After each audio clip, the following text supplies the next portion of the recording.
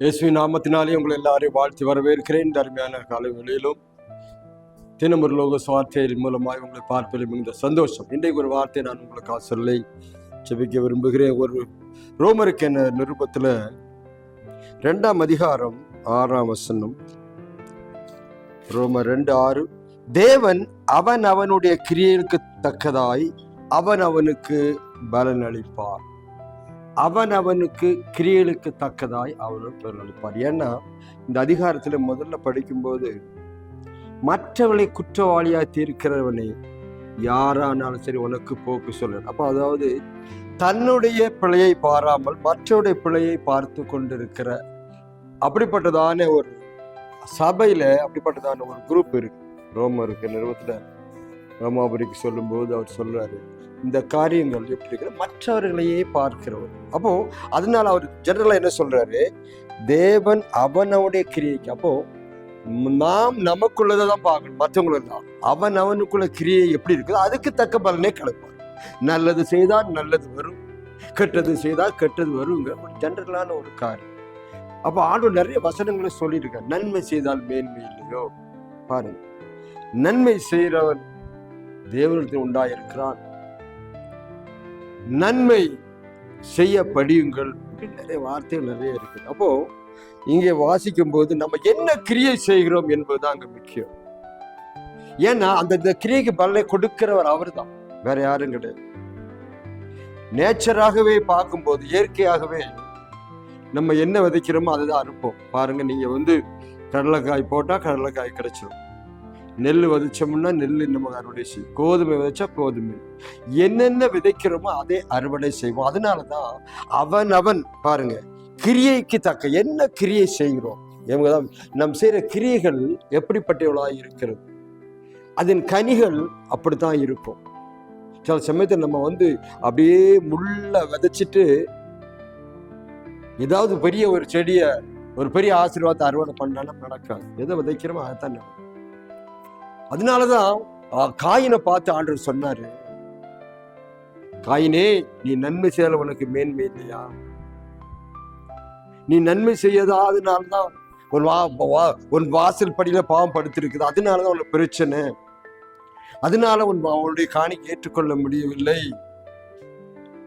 அப்போ நன்மை செய்கிறவன் வாழ்க்கையில நன்மைகளாய் சேரும் என்றும், தீமை செய்கிறவர்களோட வாழ்க்கையில தீவாதான் வெளிப்படுத்தல வாசிக்கும் போது அவர் சொல்றாரு, அவனுக்கு நான் அளிக்கும் பலன் என்னோட கூட வருகிறது. யார் யாருக்கு என்ன கொடுக்கணுங்க. இப்ப நமக்கு நன்மையே இந்த ஆண்டவர் நமக்கு ஆசீர்வாதமாய் கொடுக்கணுங்க நினைச்சீங்கன்னா அந்த ஆசீர்வாதத்துக்கு பங்கு உள்ளவர்களாய் அதாங்க சொல்லப்பட்டிருக்குது.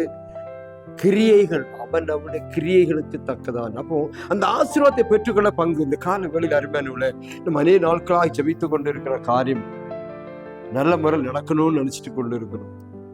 அது நல்ல முறையில் நடக்க மாட்டேன் அப்படின்னா நம்ம வாழ்க்கையில ஏதோ பிரச்சனை. அதான் சொல்லப்படும், நம்ம என்ன விதைச்சிட்டு இருக்கோம். வருஷமாக நீ நல்ல காரியத்தையே விதைச்சிடணும் பாருங்க, விதைச்சிட்டு தான் அந்த நல்ல காரியம் நீ அறுவடை பண்ணிக்கிட்டே இருப்பேன். விதைக்க அறுவடை வந்துக்கிட்டே இருக்கும். ஏதோ கொஞ்ச நாள் விதைச்சேன் அப்புறம் விட்டுட்டு என்ன முடிஞ்சிடும். அதே போலதான் கொஞ்ச நாள் விதைச்ச அறுவடை பண்ணி முடிச்சு, அப்புறம் விதைக்கல அறிவிக்கல. அப்போ நம்ம தொடர்ந்து ஆயுசு ஃபுல்லா விதைச்சு கொண்டு மற்றவர்கள் நன்மை செய்து, மற்றவர்களுக்கு அச்சம் பண்ணி, மற்றவர்களுக்கு உதவி செய்து, மற்றவர்களுக்கு என்னென்ன காரியம் நன்மை செய்ய அதெல்லாம் செஞ்சுக்கிட்டே வந்தீங்கன்னா அது உங்களுக்கு பின்னாடி வந்துகிட்டே இருக்கும். நீங்க மற்றவங்களுக்கு செய்யறதா உங்களுக்கு. அதனால அவன் ஒரு சொல்லப்படுது, தேவன் அவனுடைய கிரியைக்கு தக்கதாய். ரூத்தின் புஸ்தகத்துல வாசிக்கிறோம், அந்த ரூத்தை பார்த்து போவாஸ் சொல்றான், உன் கைகளுக்கு தக்க நீ செய்ய கிரியைக்கு தக்க பலனை உனக்கு கொடுப்பாராய். நீ எப்படி உன் கிரியை செய்கிறாய், உன் மாமியாரை எப்படி நேசிக்கிறாய், அந்த கிரியை தான் உனக்கு உண்டாகும் ஆசீர்வாதம். நீ உன் மாமியார் பின்னாலே வந்துட்ட, எல்லாரும் விட்டு போயிட்டாங்க, ஆனா நீ எப்படி இருந்தாய் என்பதை நான் அறிந்திருக்கிறேன். அதுக்கு தக்க பலன், உன்னை செய்கைக்கு தக்க பலனை கர்த்தர் உனக்கு கொடுப்பார், உன்னை ஆசீர்வதிப்பார் என்று சொன்னான். சொல்றதை குறித்து வாசி. அதே போலதான் இந்த நாள்ல கூட உங்களுக்கு நீங்க நன்மை செய்தால் உங்களுக்கு நன்மை கர்த்தர் அறுவடை பண்ணும்படி கொடுத்து கொண்டே இருப்பார். வாழ்க்கையில நன்மை நீ நன்மை செஞ்சா உங்களுக்கு யார் தீமை செய்வாங்க. நீங்க நன்மையே செய்து கொண்டிருந்தால் தீமை செய்து ஒரு ஆள் இருக்கு. அதனால்தான் நம்முடைய கிரி எப்படி இருக்குதுன்னு காலையில் யோசனை பண்ணி பாருங்க. நல்லா பேசுனீங்கன்னா சமாதானம், பேசுனா சமாதானம் உங்களுக்கு வரும். நீங்க ரொம்ப கோபமா ஹாஷா பேசுனீங்கன்னா அதுக்கேற்றபடி ரிப்ளை உங்களுக்கு வரும். நீங்க நேசித்தால் உங்களுக்கு அன்பு உங்களுக்கு, நீங்க அன்பா இருந்தால் உங்களுக்கு அன்பு வரும். நீங்கள் அன்பு இல்லாதபடிக்கு எப்ப பார்த்தாலும் ஒரு குற்றம் கண்டுபிடித்து கொண்டே இருந்தீங்கன்னா உங்களுக்கும் அப்படித்தான் வரும். அதனாலதான் மற்றவர்களை குற்றவாளி தீர்க்கணும், யாரும் அவனுக்கு போக்கு சொல்ல இடம் இல்லை, அவனவனுக்கு கிரியை தேவைப்படும். இன்னைக்கு உங்களுக்கு கிரியை தேவைப்படலை, கர்த்தர் கொடுக்க வந்திருக்கிறார். உங்களுக்கு ஆசீர்வாதம் வேணுமா? நல்ல காரியத்தை பண்ண ஆரம்பிங்க.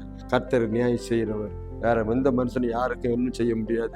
தேவன் ஒருவரே உங்களுக்கு நியாயம் செய்து அதுக்கு பலனை நாட்களை கொடுப்பாராக. பயப்படாது, நல்லதுதான் உங்க வாழ்க்கையில வரும். ஏன்னா நீங்க நல்லது செய்திருக்கிறீர்கள். உன் நன்மைக்கு நன்மை வரும், தீமைக்கு தீமை வரும், அநியாயத்துக்கு அநியாயம் வரும். அந்த கதை மாற்றவே முடியாது. அப்படினாலே கத்த சொன்ன அவன் அவனுக்கு கிரியைக்கு பலனை அவனுக்கு நானுக்கு தேவன் அவனுக்கு பதிலளிப்பார்னு சொன்ன வசனத்தை சற்று யோசனை பண்ணி பாருங்க. உங்க வாழ்க்கையில நல்லது நடக்க ஒப்பு கொடுங்க. கத்தர் அப்படியே செய்வாராக. தொடர்ந்து அவரை நோக்கி பாருங்கள். கத்தர் உங்களையும் குடும்பத்தையும் இந்த நாட்களை ஆசீர்வதிப்பாராக. ஆமாம்.